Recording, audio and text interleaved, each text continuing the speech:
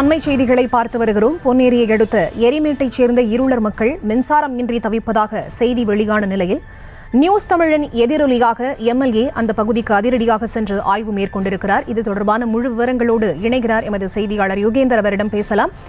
வணக்கம் யுகேந்தர். அந்த பகுதியில் எந்தெந்த இடங்களிலெல்லாம் எம்எல்ஏ சென்று ஆய்வு செய்திருக்கிறார்? என்ன நடவடிக்கை எடுக்கப்பட்டிருக்கிறது? விவரம். நிச்சயமாக போரிதா. திருவள்ளூர் மாவட்டம் பொன்னேரியை அடுத்த வெள்ளக்குளம் அருகாமையில் உள்ளது ஏரிமேடு. அந்த ஏரிமேடு பகுதியில் சுமார் 20 குடும்பங்கள் வாழ்ந்து வருகின்றனர்.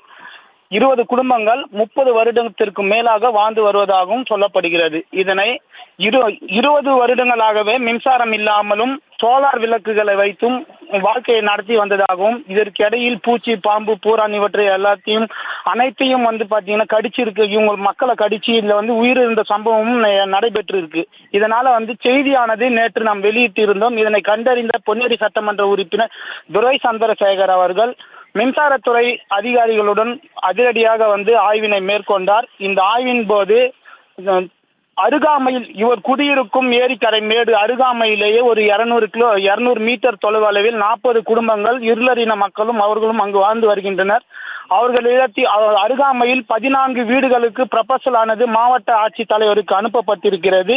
உடனடியாக இவர்களுக்கு இந்த இடத்தினை தேர்வு செய்து தந்துவிடலாம் எனவும் அவர் கூறியிருக்கிறார், பொன்னேரி சட்டமன்ற உறுப்பினர். இதனை அடுத்து இப்பகுதியில் உள்ள மக்கள் அனைவருக்கும் வீடானது முறையாக அனுமதி பெற்று தர வேண்டும் எனவும் அவர் தெரிவித்திருந்தார். இந்த நிலையில் தற்போதிற்கு தெருவிளக்குகளாவது அமைத்து தாருங்கள் என அப்பகுதி மக்கள் கேட்டிருந்தனர். அதற்கு ஊராட்சி மன்ற தலைவரிடம் அனுமதி பெற்று ஊராட்சி நிர்வாகத்தின் மூலமாகத்தான் இதை செய்ய முடியும் என மின்சாரத்துறை அதிகாரிகளும் தெரிவித்திருந்தனர். உடனடியாக இவர்களுக்கு மாற்று இடம் தருவதற்கான முயற்சிகள் நடைபெற்று வருகிறது. ஆய்வினை மேற்கொண்ட சட்டமன்ற உறுப்பினர் தெரிவித்தார். வரிதா. விவரங்களை வழங்கியமைக்கு நன்றி யுகேந்தர்.